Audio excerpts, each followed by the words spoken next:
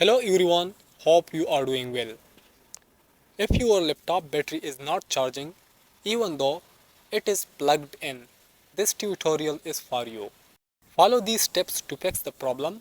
This will work on both Windows 10 and Windows 11. The first step is to click on the search icon and type troubleshoot settings and open it. Now click on the other troubleshooters option.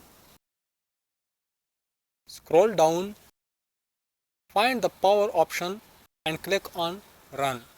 This will start detecting issues, and if there is any charging issue with your laptop, it will be fixed.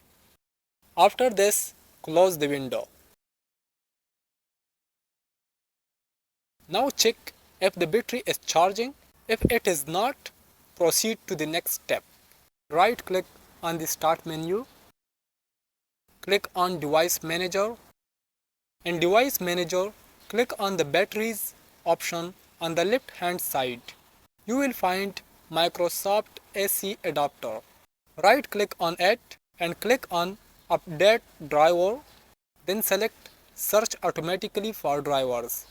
If it says that best driver is already installed, no issues. Right click on Microsoft AC adapter again and click on uninstall device. Restart your computer and update the driver again after restarting. Then check your charging issue. Hopefully, this will fix your charging problem.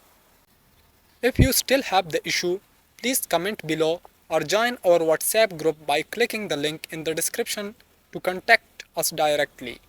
And if you found this video helpful, please give us a thumbs up and don't forget to subscribe. Thank you for watching.